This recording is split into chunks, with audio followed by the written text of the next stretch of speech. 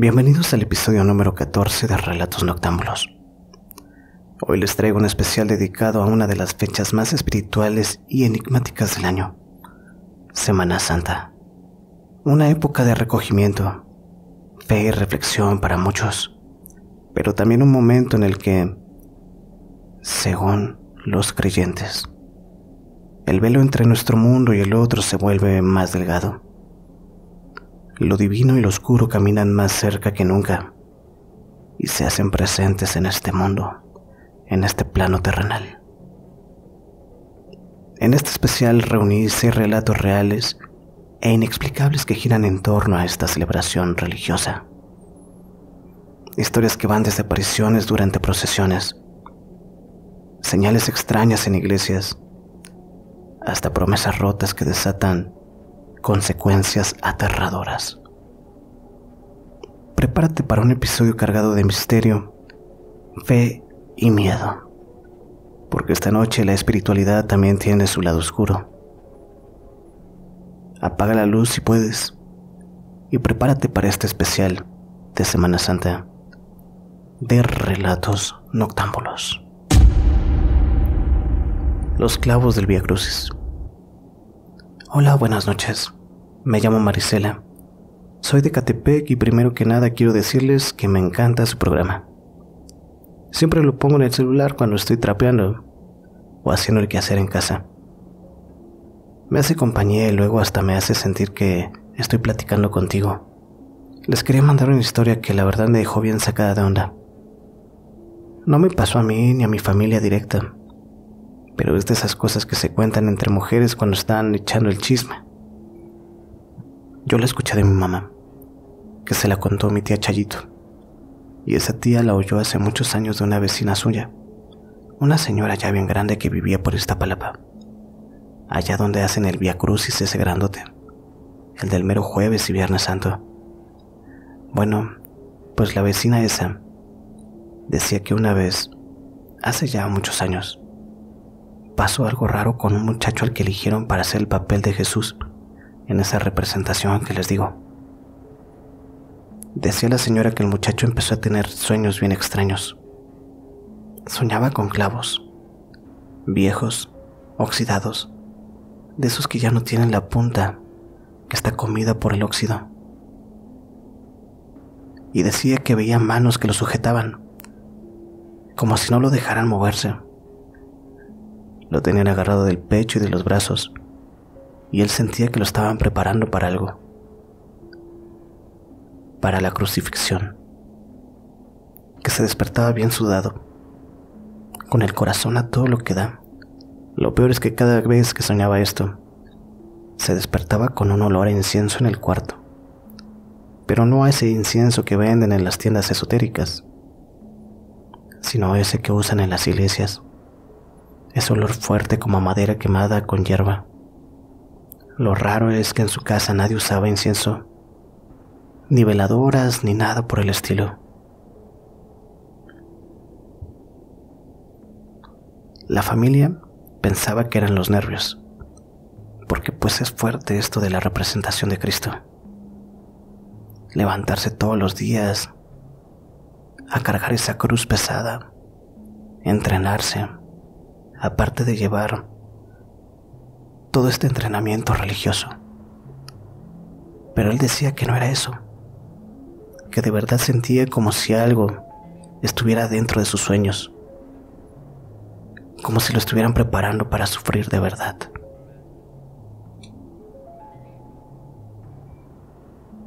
Y bueno, llegó el día del Vía Crucis. Todo parecía normal.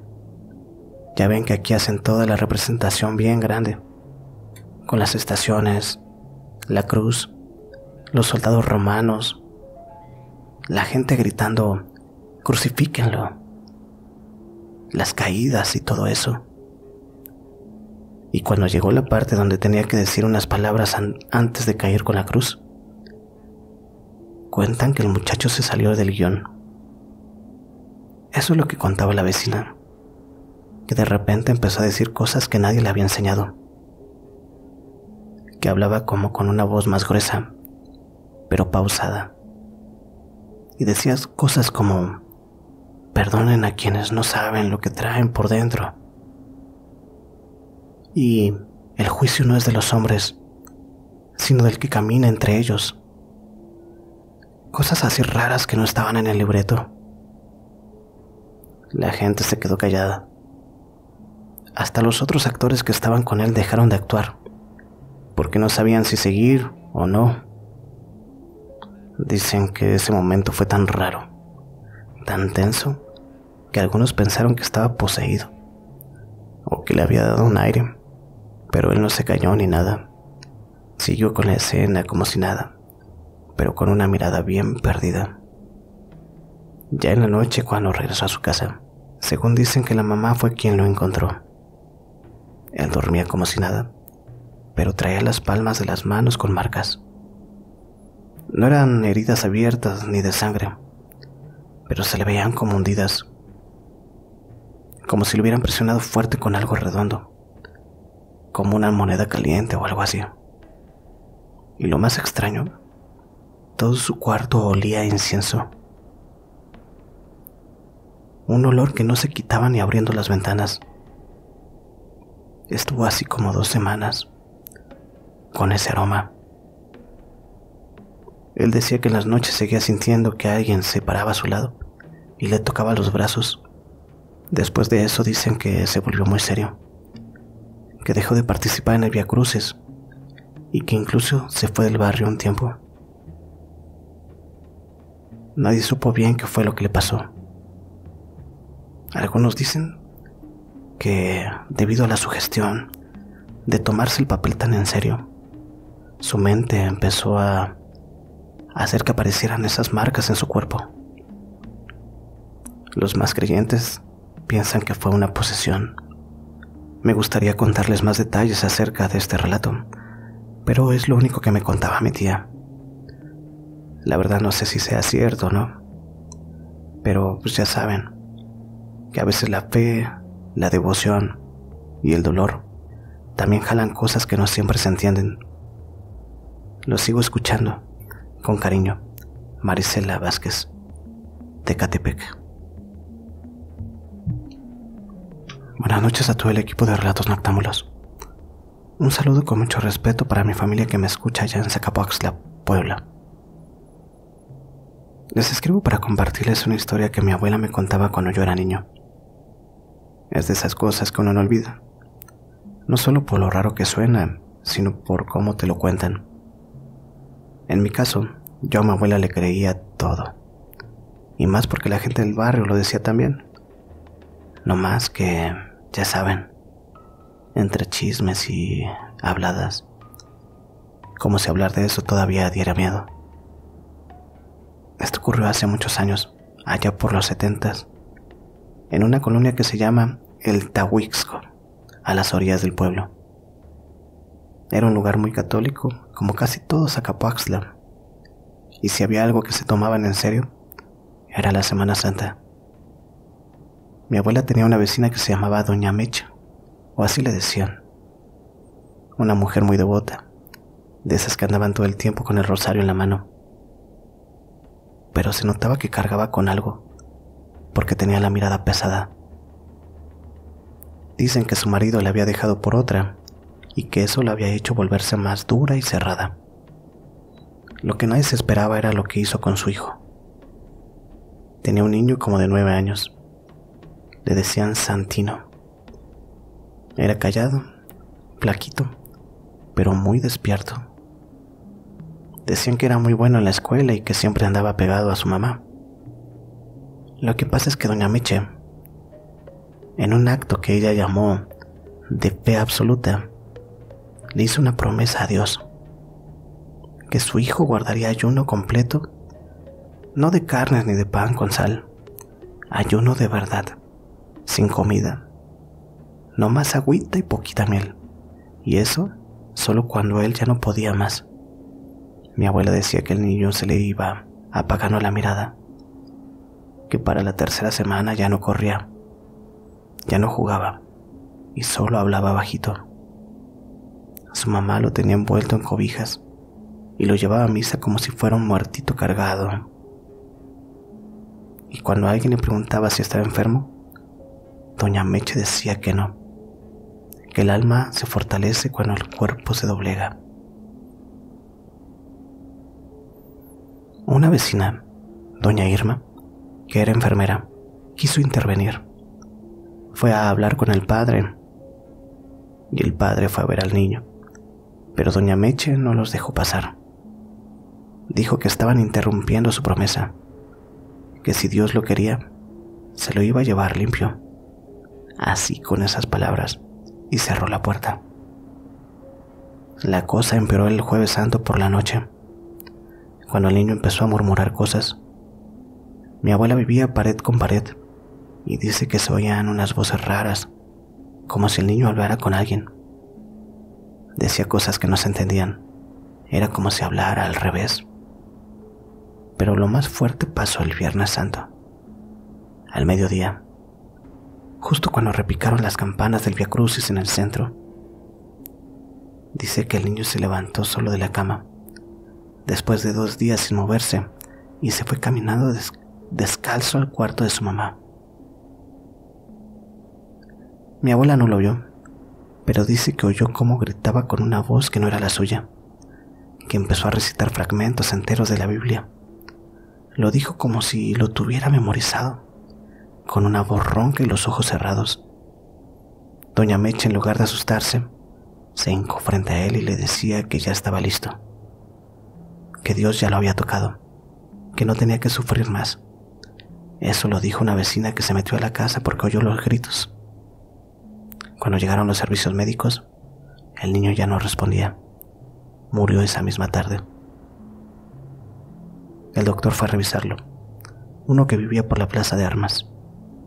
Escribió que había sido por desnutrición severa, que su cuerpo se había apagado por completo.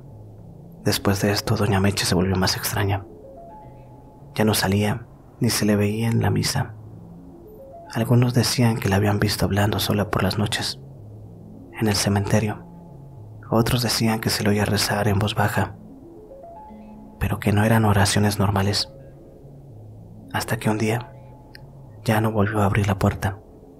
Lo más raro es que cada Semana Santa, justo el viernes por la tarde, alguien pone una veladora blanca en la puerta vieja de la casa. Hoy en día está abandonada. Saludos a todos los que siguen creyendo que hay cosas que no tienen explicación. Atentamente, Hilario. Antes de continuar con la siguiente historia, si no te has suscrito, suscríbete. Hola, buenas noches. Me llamo Arturo y les escribo desde Monterrey. Tengo 54 años y quería contarles algo que me pasó hace muchos años. Cuando yo todavía estaba joven y vivía en casa de mis papás, por la zona de Mitras. Esto fue por allá del 94-95. Y tiene que ver con mi tío Lalo, que en paz descanse. Él era de esos tíos bien alivianados que siempre tenía historias interesantes. Y aparte se dedicaba a grabar eventos con su cámara, de esos que usaban todavía cinta VHS. Resulta que un año, en Semana Santa, le pidieron grabar el Vía Crucis y la misa en la Basílica del Roble, allá por el centro. Era una señora muy devota la que lo contrató. Creo que era parte del grupo de oración. Iban a hacer todo el rosario y luego una misa especial el Viernes Santo. Ese día yo no fui con él porque me tocó ir con mi papá a dejar un pedido. Pero al día siguiente me invitó a ver parte del material porque quería enseñarme algo raro que había grabado. Me acuerdo que tenía la cinta marcada con plumón: Vía Crucis, abril 1995. La metió en la videocasetera y empezó a adelantar. Todo se veía normal. La gente rezando, unos niños disfrazados de soldados romanos, el padre caminando con la cruz simbólica. Pero luego, cuando entraban ya a la iglesia y comenzaban el rosario, algo cambió. Se veía a la señora que dirigía las oraciones. Era una viejita con su velo blanco, sentada justo frente al altar. Mi tío había puesto la cámara un poco ladeada para que se viera el grupo completo. Ella empezaba con la letanía: Santa María, ruega por nosotros. Y justo ahí, cuando le tocaba a los demás contestar, se oían unas voces que no venían de la iglesia. Pero no eran voces normales. No eran ni las de los asistentes, ni las de la gente que estaba cerca del micrófono. Eran, ¿cómo les explico? Como un coro, pero grave. Voces de hombres, gruesas, pero como si salieran de una caverna. Muchas, todas al mismo tiempo. Mi tío me miró y me dijo: ¿tú escuchas eso? Porque eso no se oyó ahí. Yo estaba al lado del altar y no había nadie rezando con esa voz. Le regresamos varias veces y en todas se escuchaba igual. No sé, como si la iglesia respondiera sola. Mi tío trató de revisar si era un error de la cinta, si había alguna grabación sobrepuesta, pero no, todo estaba limpio. Hasta puso otra cinta virgen en blanco para ver si era problema del reproductor, y nada. Todas las grabaciones se oían normal. Me acuerdo que lo último que me dijo esa tarde fue: creo que esas voces no son humanas, Arturo, o al menos no estaban ahí ese día. Lo más raro es que esa señora, la que contrató el video, nunca se quejó. Mi tío se lo entregó como si nada, y nunca supimos si ella también escuchó las voces cuando lo vio. Esa cinta se quedó un tiempo en su estudio, pero años después, cuando él murió, ya no supimos qué pasó con ella. Mi tía vendió muchas cosas y no me animé a buscarla entre sus cajas. No digo que fue algo malo, no sé, pero sí creo que las energías que se mueven en Semana Santa no son cualquier cosa. Hay que tenerles respeto. Gracias por leerme y un saludo desde Monterrey. Arturo. Este es el momento perfecto para invitarte a que te suscribas. Y también, si tú has vivido algo que aún no puedes explicar, un encuentro que te marcó, un suceso que te dejó con más preguntas que respuestas, o simplemente una historia que nadie más se ha atrevido a contar, este espacio también es para ti. Puedes enviarnos tu relato a mirelato.noctambulo@gmail.com. Aquí leemos cada mensaje con atención y respeto, porque Relatos Noctámbulos no solo se construye con el miedo, sino con el valor de quienes se atreven a compartirlo. Hola, buenas noches.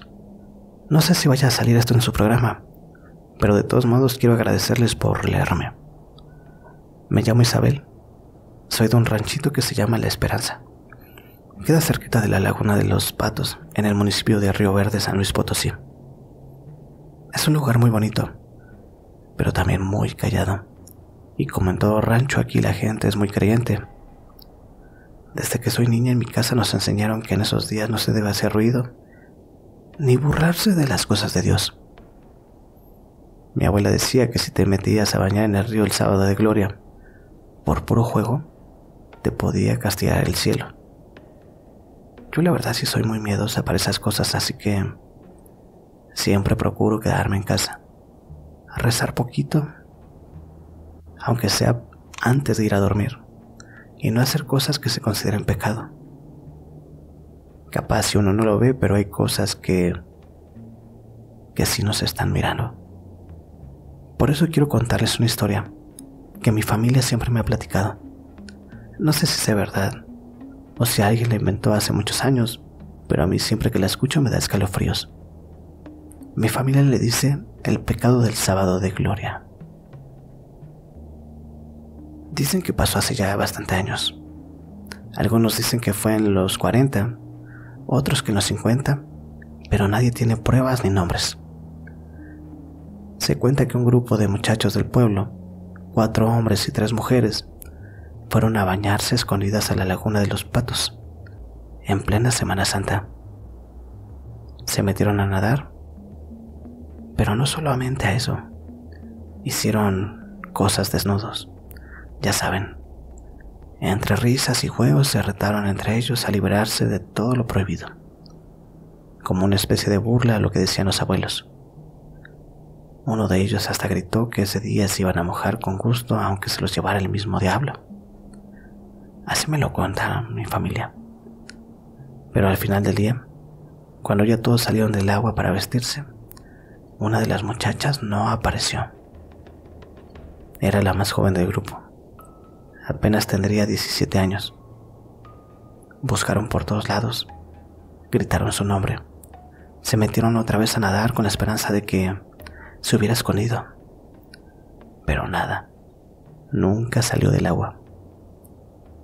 Dicen que los jóvenes regresaron al pueblo llorando, todos temblando, sin atreverse a decir la verdad a los papás de la muchacha. Al principio dijeron que se había resbalado y que se la llevó la corriente. Pero no había corriente. La laguna estaba serena. Después dijeron que la vieron irse sola por el monte, pero tampoco tenía sentido.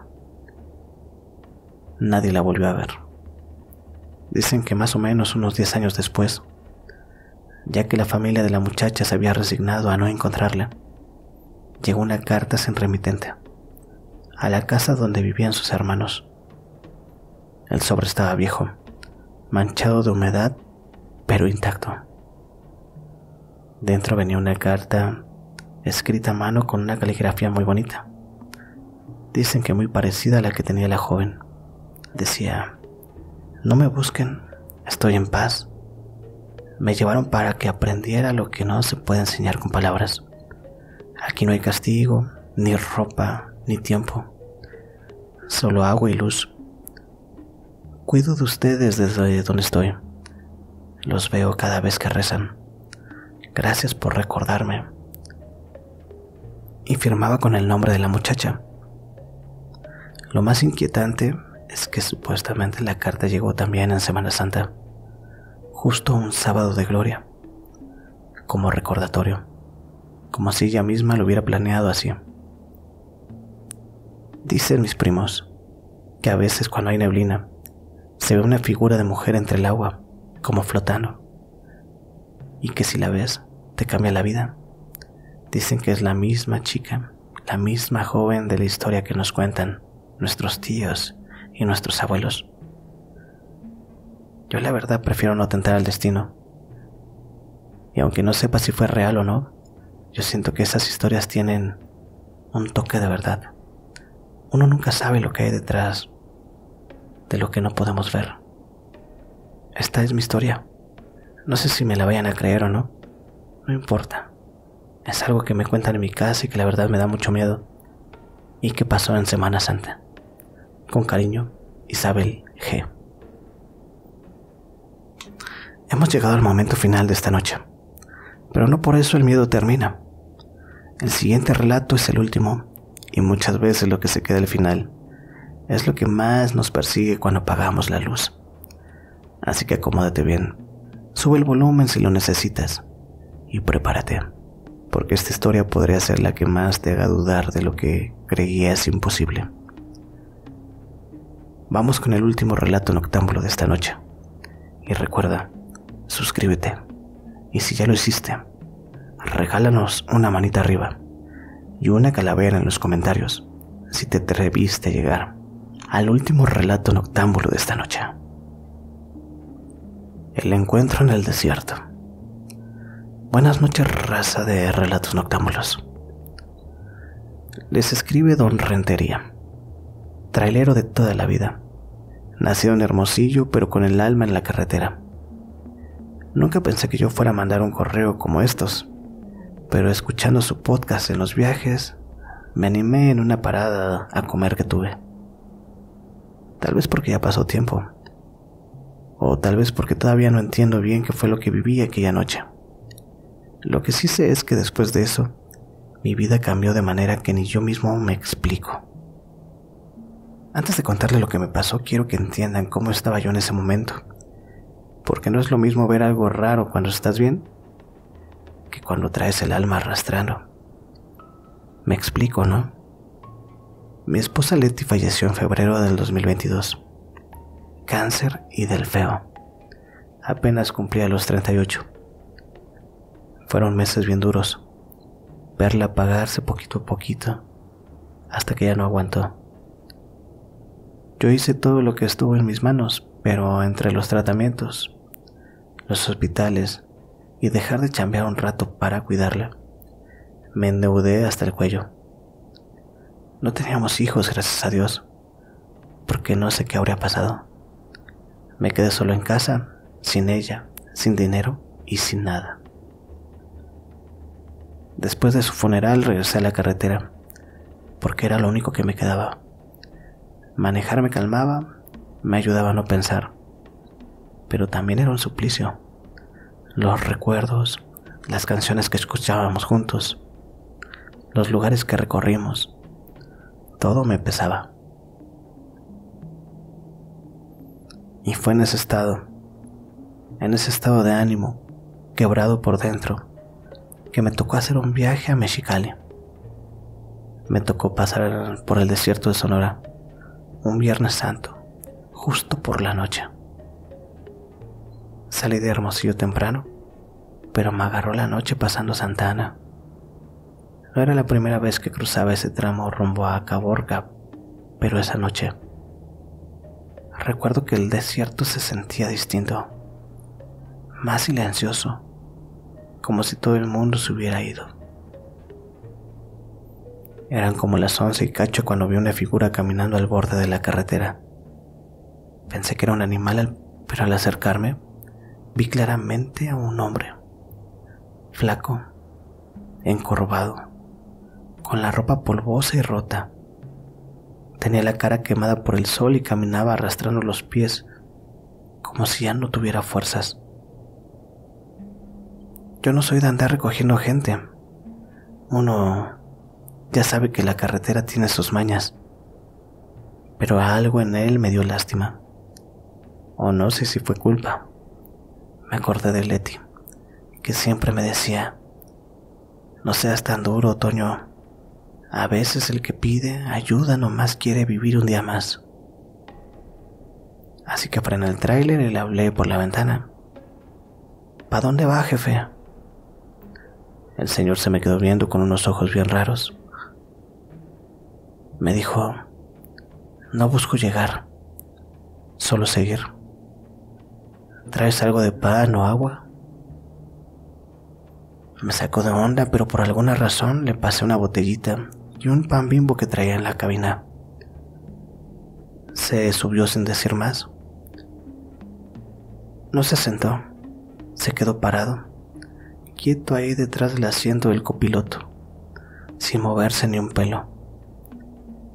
Lo raro es que no olía mal, ni se veía lastimado, nomás parecía fuera de lugar, como si no encajara con el mundo. Después de unos minutos me preguntó: ¿sabes qué día es hoy? Viernes, le dije. Viernes Santo. Asintió despacito como si eso fuera importante. Luego me dijo: ¿y no miró atrás? Pues sabía que su salvación no estaba en Sodoma. Me reí bajito, pero nervioso.